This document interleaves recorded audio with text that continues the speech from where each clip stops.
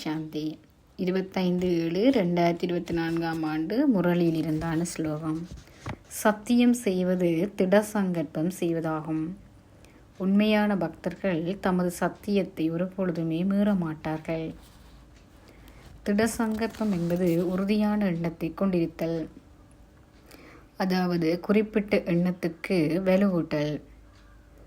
ஒரு ஆக்கப்பூர்வமான விடயத்தை முன்னெடுப்பதற்கு இந்த உறுதியான எண்ணத்தை நாம் கொண்டிருப்பதன் மூலம் அவற்றை நாம் இலகுவில் நடைமுறைப்படுத்தக்கூடியதாக இருக்கும்.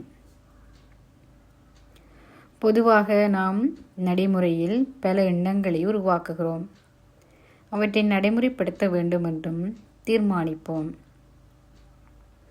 ஆனால் நம்மால் அனைத்தையும் நடைமுறைப்படுத்த முடியாமல் போய்விடுகிறது. ஆகவேதான் எண்ணங்கள் வடிவிலே இருந்து விடுகின்றன. அவற்றை நடைமுறைப்படுத்த வேண்டும் என்பதற்காகவே இந்த சத்தியம் செய்தல் என்ற ஒரு வழிமுறை அமைகின்றது.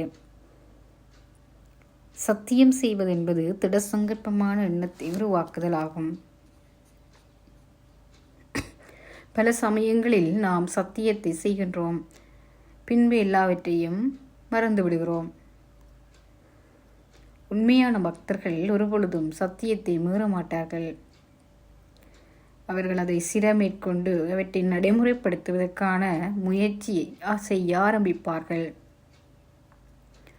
ஆகவே இறைவன் மீதுள்ள உண்மையான அன்பு மற்றும் நேர்மை உள்ளவர்கள் சத்தியம் செய்வதை கடைப்பிடிப்பதற்கு முயற்சி செய்வார்கள்.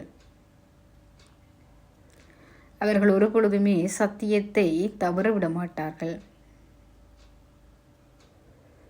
சத்தியம் செய்வது என்பதை நாம் ஆக்கபூர்வமான விடயமாக கருதி அது முன்னேற்றத்துக்கு நாம் பயன்படுத்துவோமானால் அது மிக சிறந்த வழிமுறை ஒன்றாக அமைகின்றது.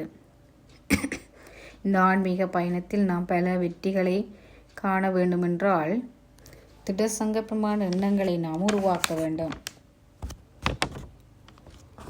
இந்த மாயையின் ராஜ்யத்தில் நமது எண்ணங்களுக்கு சக்தி போதாது. எல்லோரின் மனமும் பலவீனமானதாக இருக்கிறது.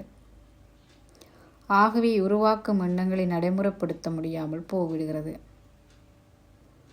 இதற்காகத்தான் சத்தியம் செய்தல் என்ற ஒரு மேன்மையான வழிமுறை கடைபிடிக்கப்படுகின்றது. ஓம் சாந்தி.